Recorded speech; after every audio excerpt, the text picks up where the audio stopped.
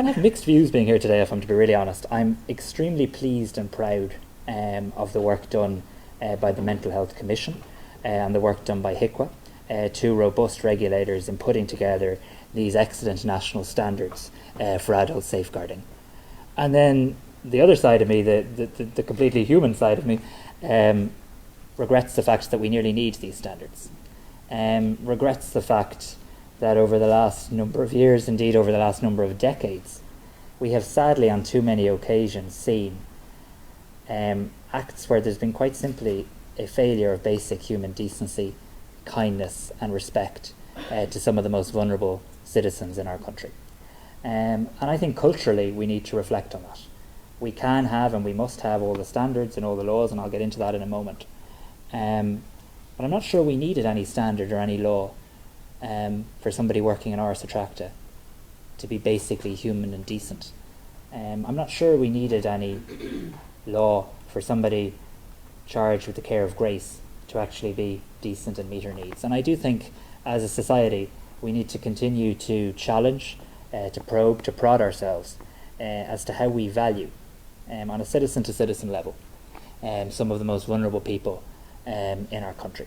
Having said all that, it's essential that those of us who do hold public office, those of us who are entrusted with regulation and the development of policy, step up here and do more and address what have been very significant lagunas in relation to the law and in relation to regulation. And I want to pay huge tribute to both Hiqa and the Mental Health Commission for the work that you're doing on an ongoing basis. I think we have here now two regulatory bodies that are trusted by the public. And I think that's really, really important. I now see when a report comes out from Hiqa, I know that my constituents, I know that the people I represent will take that report seriously, will respect the findings of that report, and will have confidence in that organisation. And equally, I know the same when it comes to the Mental Health Commission.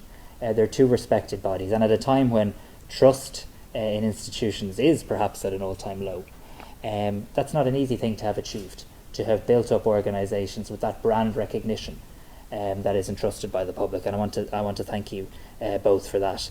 I think it's also really good to see these organisations working together and the collaboration, because there's clear crossover between the work of the Mental Health Commission and the work of Hiqa when it comes to protecting and safeguarding vulnerable people, or indeed, as Joe said, any of us who can become vulnerable at a time in our life. And I know this is the second time that both organisations have come together to develop joint standards, having previously collaborated and worked together on the national standards for the conduct of reviews of patient safety incidences. So this collaboration is very welcome, and I think it's a lesson for all of us in relation to public sector collaboration and joint working.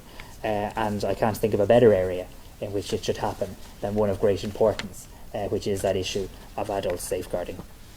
I'm really pleased to see that these standards weren't just written in an office, or they weren't just written by those of us who think we know what should happen.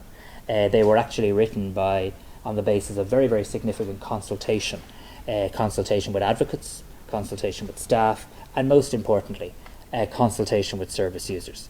This is really welcome. I think it's fundamental that we don't develop any standards, any policies or any laws ever again without making sure that those on whom they'll impact are at the very centre of their design and their development, and therefore we can truly say, and I believe we can stand over the statement, that these are person-centred national standards, and I commend both organisations for that. I think we have to today acknowledge that there have been unacceptable and regrettable safeguarding failings in the health and social care sector in the past, and I actually think it's entirely disingenuous of us to just say in the past and full stop. We cannot be confident today that we have rooted out all of the safeguarding concerns that exist in our country. We know the big names. We know the Lees Cross. We know the Ars Attracta. We know the Grace case. But there are many examples on an individual level, on a daily basis, of vulnerable citizens of ours entrusted into the care of others.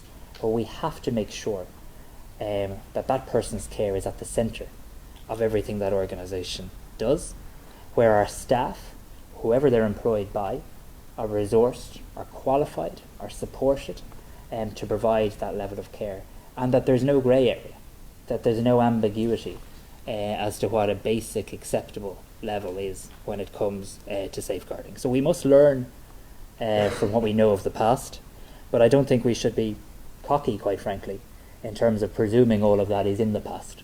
This is a journey that we're still on, and there's a hell of a lot more work that we need to do to ensure that the recommendations of important reports are implemented and that we strengthen the protection of vulnerable adults. Having said all that, I think it is important to acknowledge for all of you who work so hard in this area that there have been a number of important steps taken by you and with you in recent years, which I wish to thank you for today.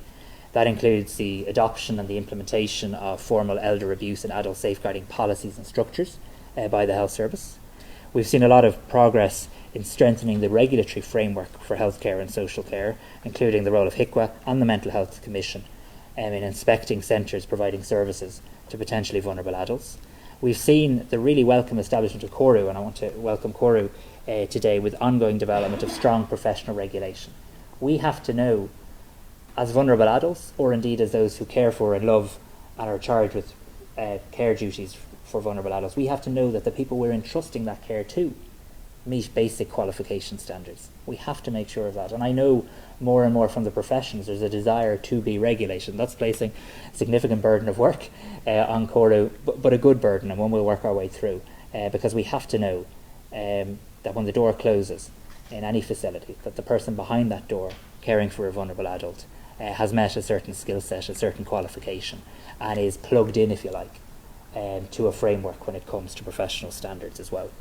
We've seen a lot of progress in relation to the application of justice and equality legislation and policy in health contexts as well. Vetting requirements being one important development, reporting requirements in relation to certain offences against children and vulnerable adults, equality and anti-discrimination requirements, the National Disability Strategy, the Disability Act, the Assisted Decision-Making Capacity Act when fully commenced, and that is a priority for government, and I will ensure that it is prioritised in early 2020 as well.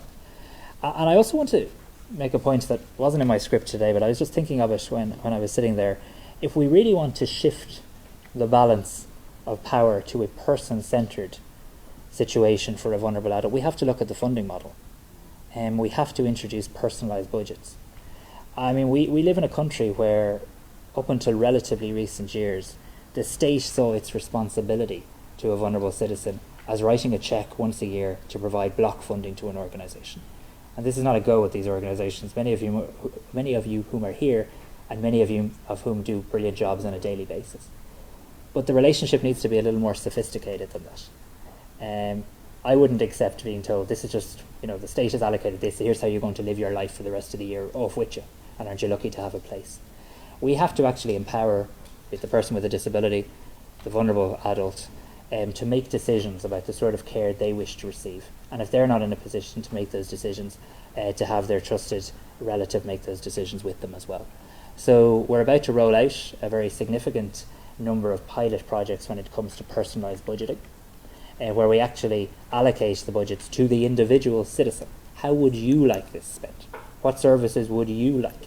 And I think that very significantly changes the balance between funding what have sometimes become fiefdoms to actually making sure we fund people. And I think that's what taxpayers want. I think that's what citizens want. And it's going to be a big discussion, and it's going to be a big cultural shift. But it is one that we need to do. It's one that we've seen very, very encouraging signs in the UK in relation to how all of a sudden you can really empower the person. And what greater safeguards can you provide them with than putting them in charge of the budget that actually delivers their services as well. We obviously want to build on and support a number of other health and social care policy initiatives to go alongside these national standards that we're launching today. So the HSE's National Operational Policy Safeguarding Vulnerable Persons at Risk of Abuse has been in place for a number of years. It is supported by the HSE's National Safeguarding Office, and it's a social work-led service for the health and social care sector. There's an upcoming revision of this HSE policy which will significantly expand its remit to all publicly provided health services, ensuring a greater enhancement of the safety of those who may be at risk in a health or social care setting. Recognising the importance of keeping adults at risk safe in all health and social care settings, I have sought and I have received government approval now to develop a new overarching national adult safeguarding policy for the health sector. And this will be a new safeguarding policy that will apply across the entire sector, public sector, voluntary sector, and the private health and social care sectors as well. And we will go to consultation on this new policy at the beginning of 2020, which I think will be quite an important step. And we will then work to legislate and to underpin this policy in legislation in 2020 as well. So I think when we take together the measures that are already in place, which many of you have driven, the measures that we know are coming down the track, and the joint national standards that we're launching today, I think it's fair to say that we will see a continued evolution and an enhancement of the protection of adults who may be at risk in the health and social care sector as well. I do really hope and believe that these standards will provide a common language for health and social care services when it comes to safeguarding.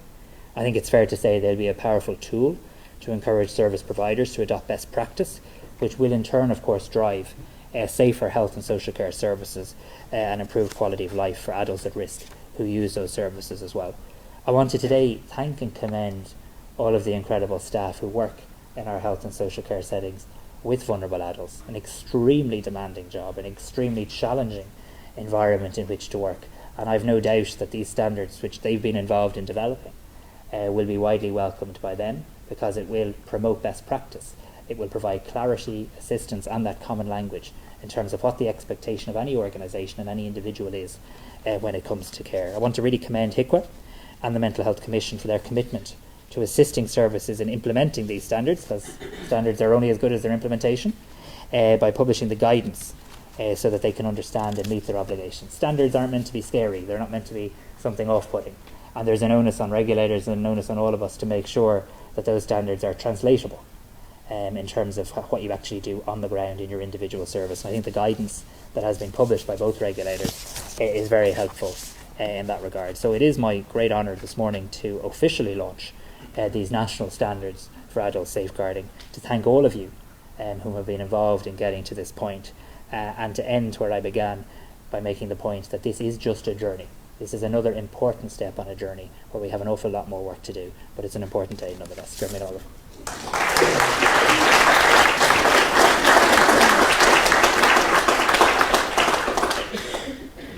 Thank you very much, Minister Simon Harris. And I was pleased to hear that you are going to be able to prioritise the amendments to the 2015 legislation in the early part of 2020. How much time you'll have in 2020 is another matter. But 5 more years, I hope. Be careful. I've heard someone say the drive for 5 in Dublin's case became the yen for 10 very quickly. Our next speaker wouldn't be a fan of Dublin football, I think, in particular, but perhaps a bit further north would be where his loyalties would lie. Phelim has been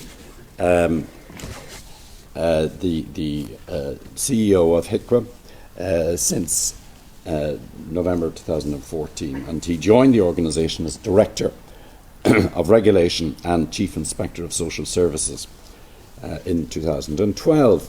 So he is well versed in the challenges of bringing an organisation from its foundational 5 years into the mid-stream development. If you think of a river cascading down from the mountains, he's beginning to carve more permanent channels through the obstacles that will always get in one's way when you're trying to do a new kind of job in society. So Phelim has that quiet confidence and strength which inspires people, I think, a calmness and an authority which is derived from 30 years' experience working in health and social care services in the north and here south of the border. So Phelim, will you tell us what you have in store for us with these standards?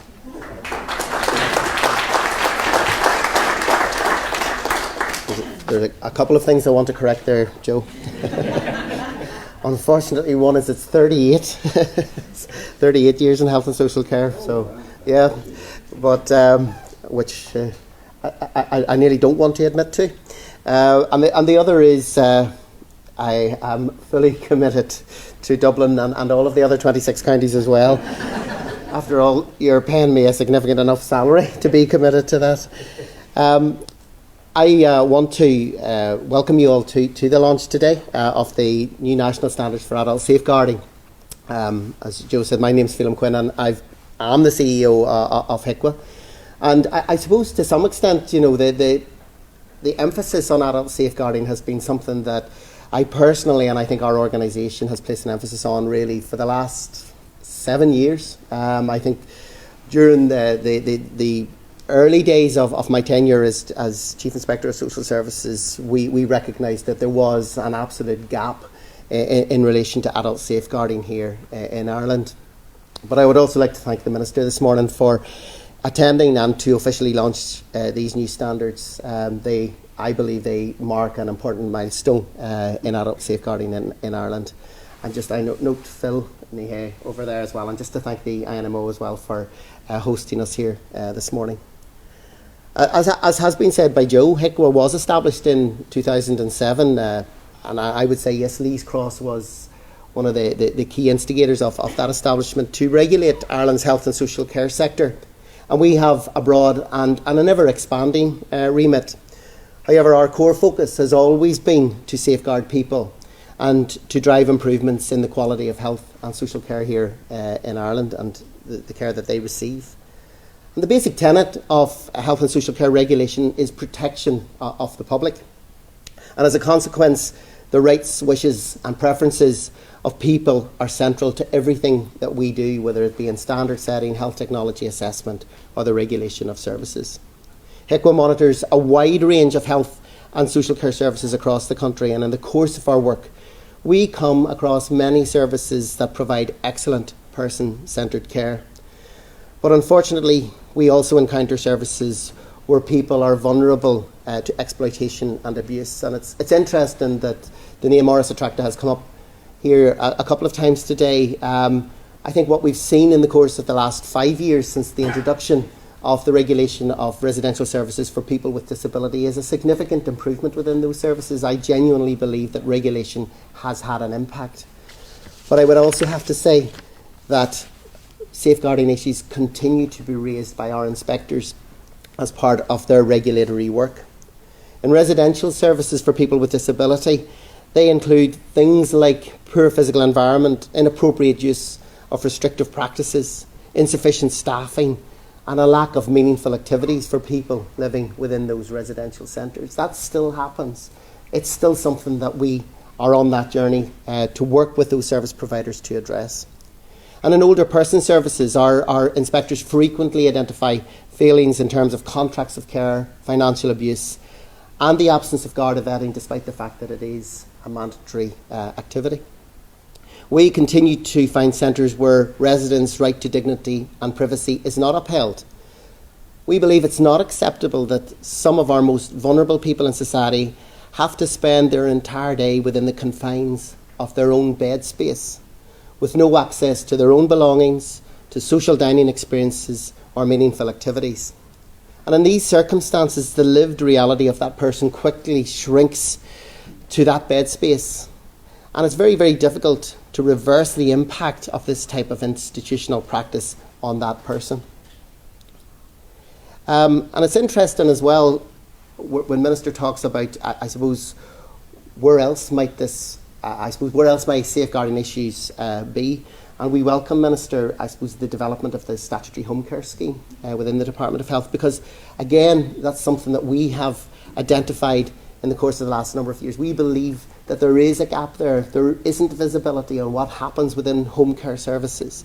And the regulation of home care services as part of that statutory home care scheme will at least provide us with an opportunity to shine another light into an area that we just have no visibility on currently. But Hiqa and indeed the Mental Health Commission, we're not only regulators, we're also standard setting bodies. And standards are not only set for the purposes of regulation, they're developed to encourage policymakers and funders of services and service providers to adopt best practice and to continuously improve. Our role, and we have tried to demonstrate this in the publication of our new corporate strategy, is increasingly focused on supporting services to critically reflect on their work.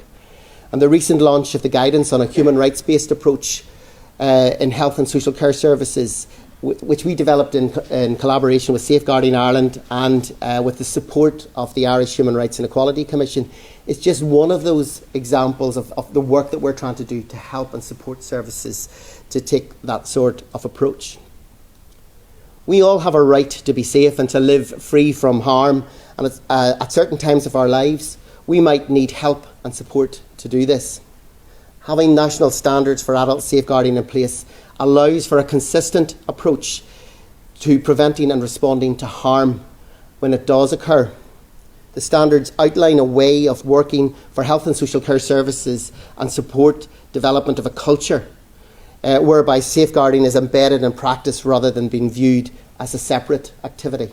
We wanted to see it mainstreamed really into the culture of all organisations. But the standards are also more than that. They're about promoting people's rights, their health and well-being, and empowering people to make decisions for and about themselves. They're about moving away from meeting a baseline requirement towards a culture of improvement. They're about shifting a focus away from safety only towards supporting people to live the most fulfilling life possible. These national standards will help people using services to understand what they can expect from a service and outline the role of staff in reducing the risk of harm. They will also support people to be as independent as possible and to exercise personal choice in their daily lives. National and international evidence and best practice form the basis of these standards, which were developed by engaging with a diverse range of informed and interested parties, and the Minister has already made reference to this. We've talked to people who've obviously had experience of utilising health and social care services, their families, advocates, staff and policymakers. And as the Minister has also said, the new standards form a part of a mosaic of work currently underway in the field of adult safeguarding in Ireland. Alongside the work of Hiqa and the Mental Health Commission, there are a number of other major pieces of work underway. For example, the HSE's National Operational Adult Safeguarding Policy. And like Joe, I would also like to commend the ongoing commitment of Patricia Rickard-Clark and the work of Safeguarding Ireland, which continues to raise public awareness of adult safeguarding issues on a cross-sectoral basis. In recent years, I believe the Irish Government approach towards people who may be vulnerable is commendable, and it's moving in the right direction. Significant legislative steps have been taken, and they've been mentioned here. The assisted decision-making capacity legislation. However, obviously there are still parts of that legislation that need to be commenced. The ratification of the UN Convention on the Rights of People with a Disability. Work on the Heads of Bill to provide legislative clarity on the issue of deprivation of liberty. And I've mentioned as well the development of the statutory home care scheme with the regulation of those services, which will provide a level of protection. And significantly, the development of by the Department of Health of an overarching national adult safeguarding policy for the health sector, including the underpinning legislation. The launch of the national standards for adult safeguarding is a further opportunity, I believe, to show leadership in this critically important area. An area that will require a shift in national policy, legislation, practice and societal attitudes. And we must continue to place as well an emphasis on wider societal attitudes in respect of adult safeguarding. And whilst I welcome the policy development work being carried out within the Department of Health, there are many adults in Irish society who are at risk of harm and abuse. In line with policy and practice in other countries, I hope that government further widens its policy position on adult safeguarding to reflect that abuse happens in multiple settings and in multiple circumstances. We hope that these standards will be one way in which abuse and neglect can be actively minimised and prevented. And this must surely be our aim, every bit as much as reporting and investigating abuse when it takes place. So I welcome, Minister, your commitment to developing the policy and legislation in this area and would urge for this legislation to be progressed as quickly as possible. I look forward to ongoing engagement as we work collectively to safeguard citizens when they are vulnerable. Thanks very much.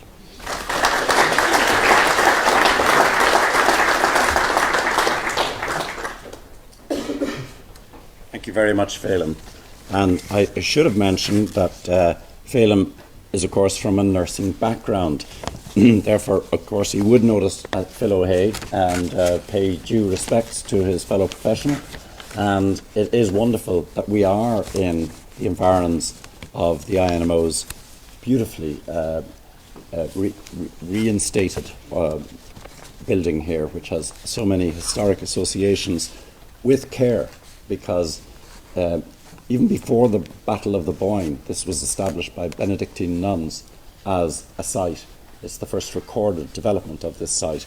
And the Parliament in College Green then ordained that hospitals had to be developed here in the areas of fever, surgery and medical care, general medical care. So this has been a hub of innovation and of outreach to the most deprived people. This was an exceptionally poor part of Dublin at that time in the 17th and 18th centuries. So the INMO is well positioned just around the corner from the school around the corner, which was one of our favourite links into Dublin life as children living outside the Pale. We were always taken by the authenticity of the kids who Paddy Crosby would have on. This is a very vibrant part of the old city, the medieval and more modern city. And it's great that discussions like this are still happening here so many generations after that Benedictine foundation was established. Patricia Rickard-Clark is our next speaker, and she is a former commissioner to the Law Reform Commission.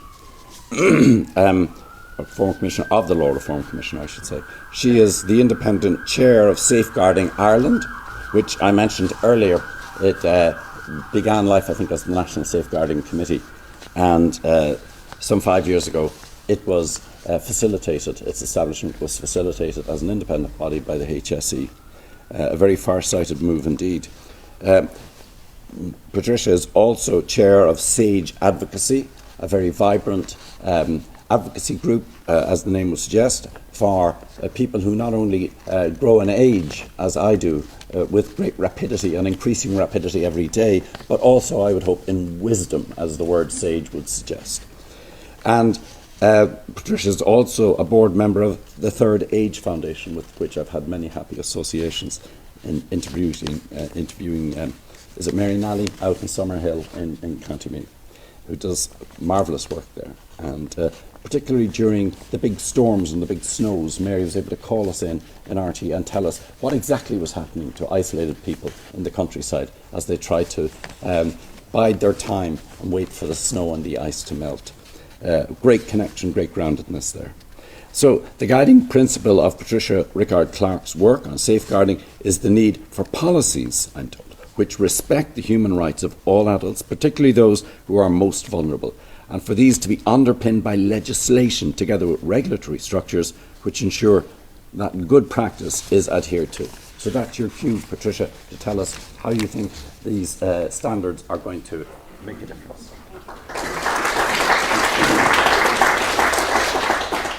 Good morning, everybody. Just to say I'm very pleased to be invited here today as chairperson of Safeguarding Ireland to the launch of the national standards for adult safeguarding. I would like to congratulate and commend both Hiqa and the Mental Health Commission on the publication of these standards. As Joe already mentioned, Safeguarding Ireland, or the National Safeguarding Committee as it was known then, was established by the HSE as an independent body in December 2015 as one of the structures to support its safeguarding agenda, and also in recognition of the fact that abuse is not simply an issue that the health services alone can address, a very important issue we work on an intersectoral basis. The role of Safeguarding Ireland today is broadly to promote awareness of the issue of abuse of adults and to help protect them from abuse. In that context, today represents an important step to fostering and promoting the safeguarding agenda. Many people using the health services are at risk of abuse by virtue of their condition and situation. This is quite obvious in situations where people are very dependent and may be in long-term care, residential care, or people with intellectual or physical disabilities who rely on other people for care, or people with mental health challenges who may be vulnerable at particular times in their lives. However, risk of abuse is not confined to older people or people with disabilities. everybody who uses the health services, because of their dependencies on services, may be vulnerable. That is why it is so important, as the document states on page 12, and as Farrell has articulated, it is envisaged that all health services will adopt these national standards. The principles underpinning these standards are laudable and ideally should be embedded within culture of every health and social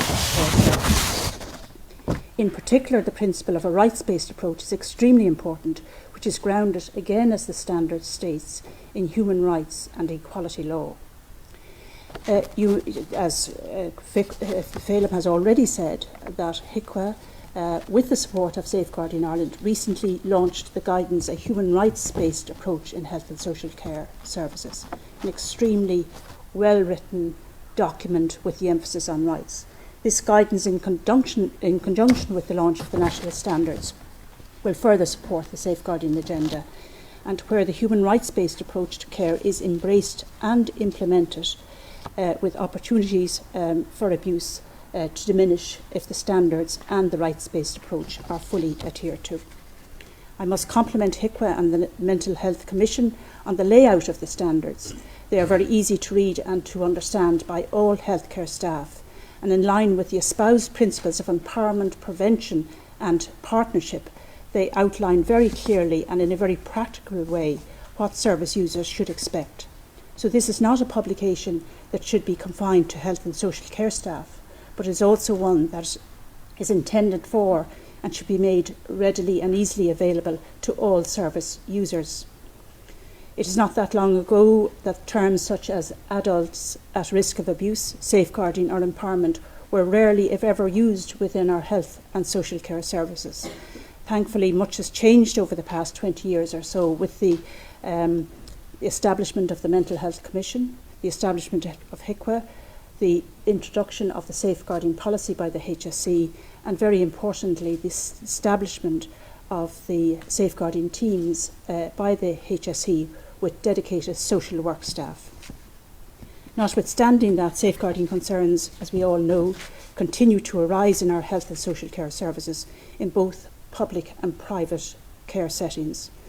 As indicated in the published figures by the HSE Safeguarding Office over the last few years, the figures increase every year, and in fact they're only the minimum that are reported. The last publication was a few months ago for the year 2018.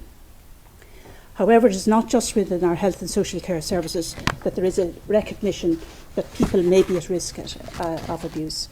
Recently, for example, members of the Banking and Payments Federation of Ireland, in conjunction with Safeguarding Ireland, ran a campaign to highlight the importance of planning ahead in order to minimise the potential for financial abuse. In research commissioned by the PFI, up to 20% of adults have experienced financial abuse, much higher than international figures. This indicates the need for people to plan ahead to safeguard themselves, and planning ahead should not be confined to financial issues, but people should also plan and be encouraged to plan for their future care needs, making their wishes known to someone they trust and indeed to healthcare staff. It is very welcome indeed that organisations and businesses are recognising the issues of abuse and putting in place measures to combat it. I would argue, however, that it's very important that they all have the principles in the standard embedded in all their documents in relation to what is in fact respecting an individual. And quoting from the UN Declaration on the Rights of Incapable Adults, respect is all about respecting the person as an individual human being with rights. Of course, the ultimate weapon in the prevention, detection and remedying of abuse is to underpin safeguarding in legislation. In that context, the Assisted Decision-Making Capacity Act absolutely needs to be fully commenced in order to offer further protection for people at risk. And in fact, that Act, as it took quite a long time to be enacted and to go through a pre-legislative process, actually had very clear indicators in it, and debated at length the safeguarding issues that must appear in that Act, and they did eventually. So it is very much part of the safeguarding agenda. In addition, specific safeguarding legislation needs to be enacted, and we should note that the Adult Safeguarding Bill of 2017 is currently at stage 3 in the Oireachtas. The HSE is currently revising, as we've heard, its safeguarding policy, and the Department of Health is committed to developing a safeguarding policy. And of course, again, when revising these policies, it's absolutely imperative that the human rights-based approach and the principles and the standards are embedded in those policy documents. In conclusion, I want to say that the launch of these standards is a very important and progressive step forward to safeguarding vulnerable adults. And once again, I want to congratulate Hiqa and the Mental Health Commission in actually publishing and launching the standards today. Thank you.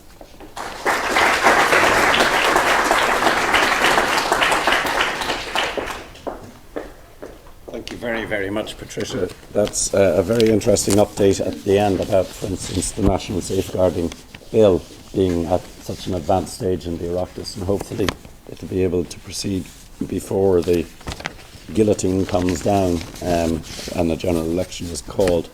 So many good pieces of legislation perish, at least temporarily, go into cold storage because of that. And I noticed, I was listening attentively because of experience with relatives to what you were saying about the necessity for people to make known to their medical professionals, what their wishes are when their health declines very seriously. And I was thinking of the work undertaken by your colleague in Sage, Mervyn Ennis, in relation to pioneering end-of-life care.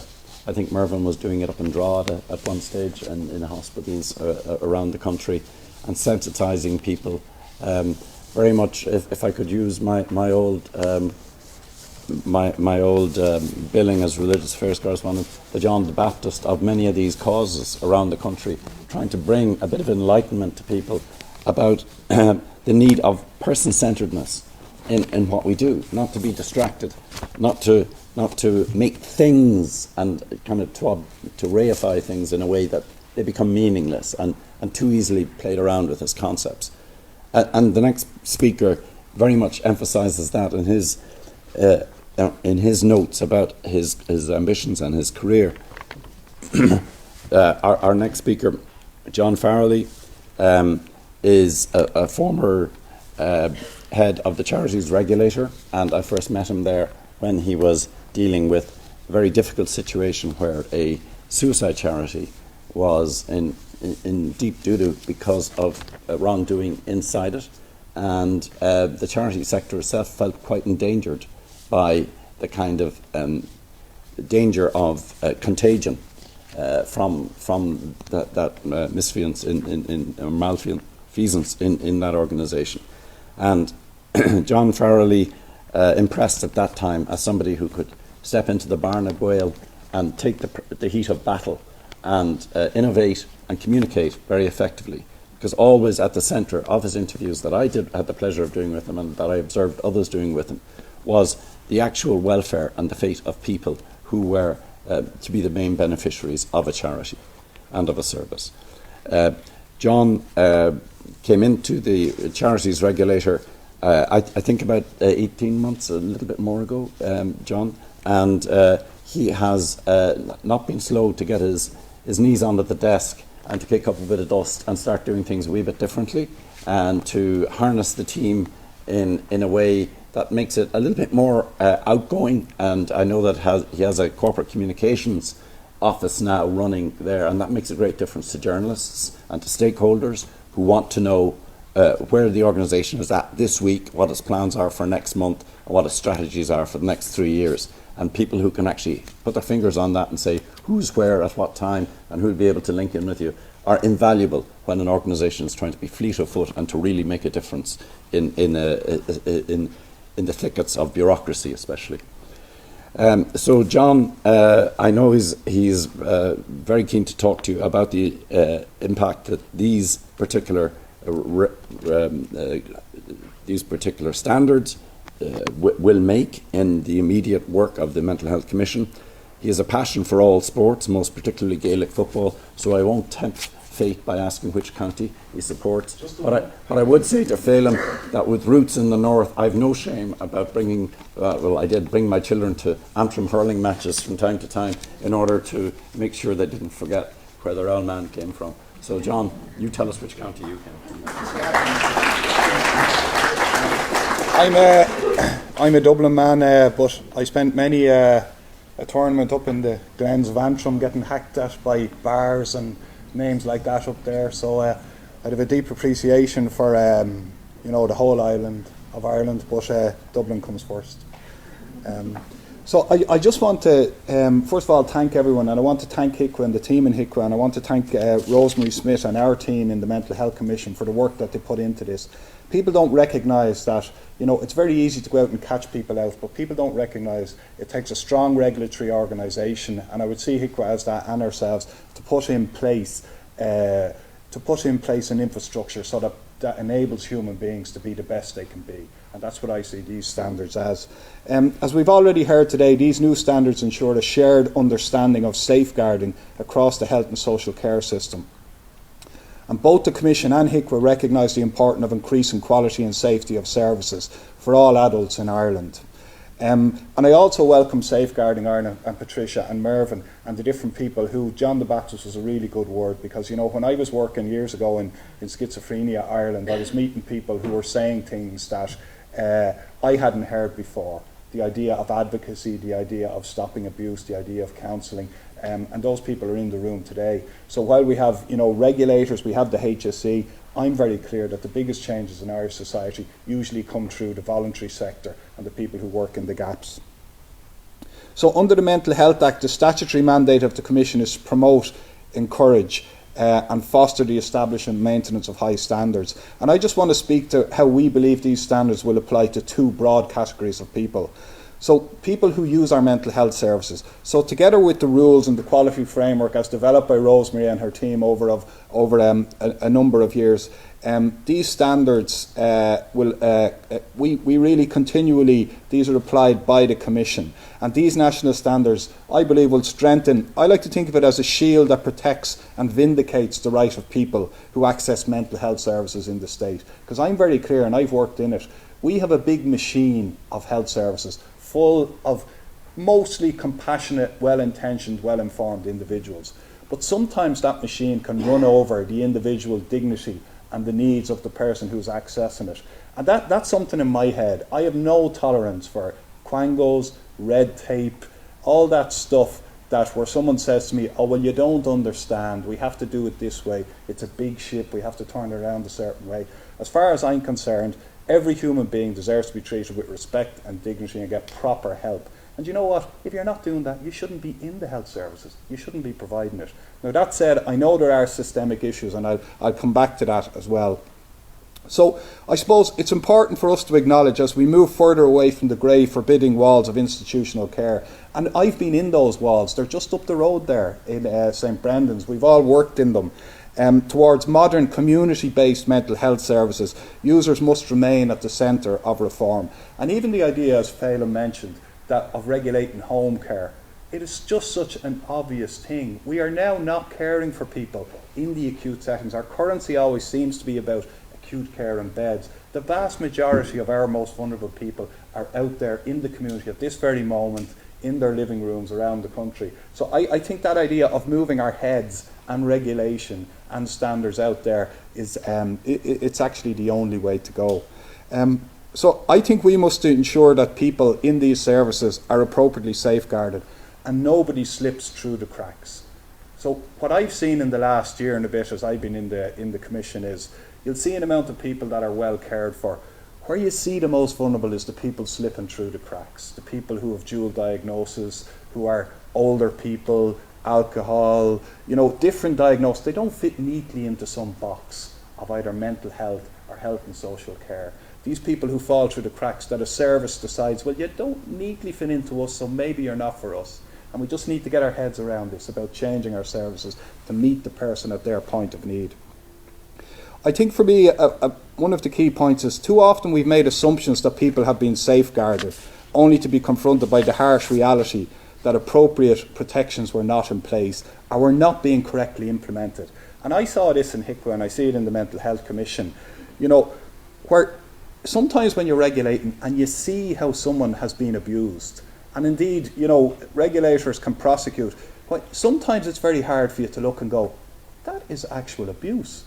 That is a criminal activity that should be prosecuted. And very often, even as a regulator, when you have all these powers, your human sense of compassion and care gets you thinking, no, that couldn't be right. So sometimes as a society and also as regulators, we need to become more vigilant and more understanding that, you know, human beings can do an awful lot of good, but in the wrong conditions, human beings can also unfortunately do a lot of harm. And that harm is usually to the most vulnerable person. I always remember when I was inspecting the nursing homes, we'd arrive in and there'd be people up the front, lovely hair, playing bingo, you know, the whole lot. But you had to, I got some great advice from someone I worked with, said, well, walk past all that, walk down to the very back, walk to where the people are, as Phelim said, in the beds, stuck in a room, don't have access to that. That's where you'll find the risk, and that's where you'll find the safeguarding needs. So again, as a regulator, we're trying to cut through, we're trying to set up a framework, but cut through to actually protect people. So I just one point is, from our work in the mental health sector, one of the things I find is anyone can find themselves in a moment or period of crisis, and anyone can suffer mentally in the same way that they can physically.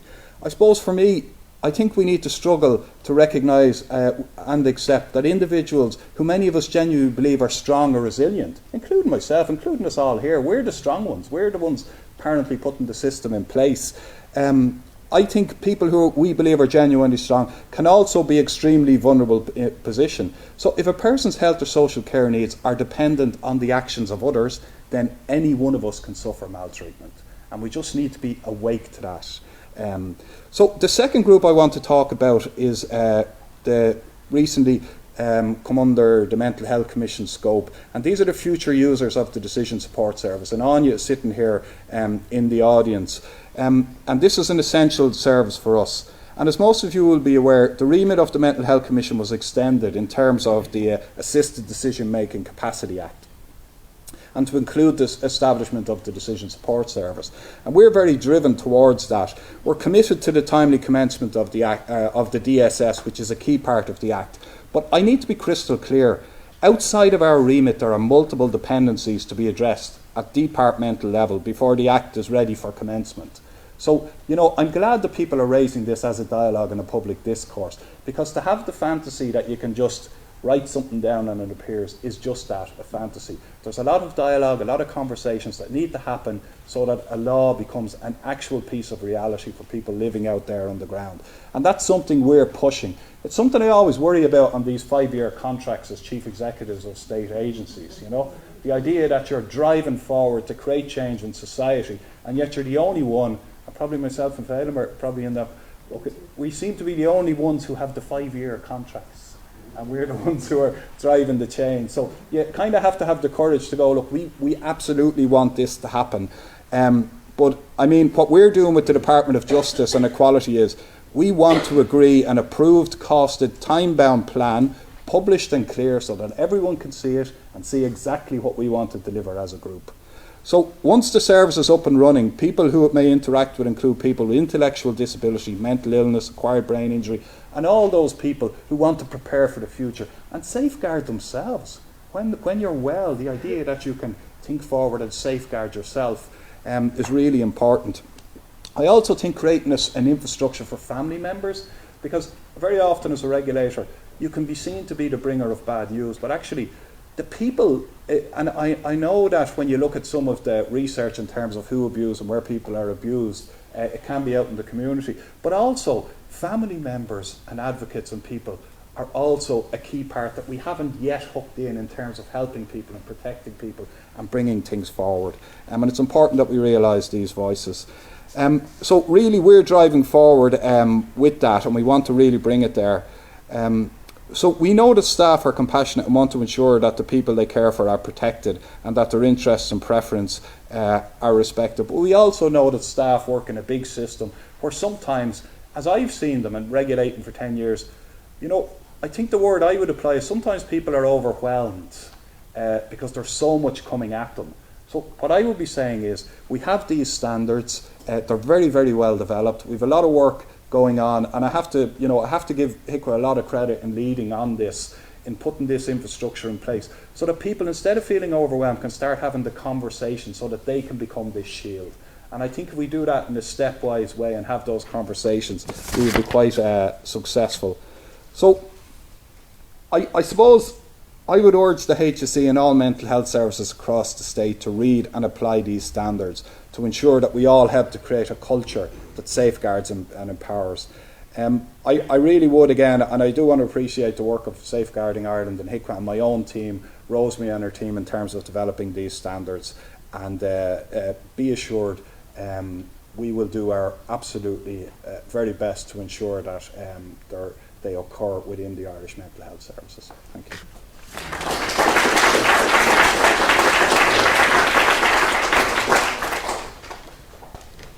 Thank you very much, John. And I'm impressed by the kind of clear-cut presentation you're determined to make to the Department of Justice and Equality in order to get this through. And somebody sprang to mind immediately when you said that, and that was someone who's almost looking over our shoulder here as we work, and that is a wonderful public servant called Cilda Langford, who I think we can trace back so much to the determination of that woman, who I think she explained to me came back to work unexpectedly, really, at a point in her life where she'd accumulated so much wisdom from not being in her professional sphere for some time, and cut through the tickets when she was establishing the equality section, and built it up into a shining example of what can be done if you persuade professional public servants that you're serious, that this might sound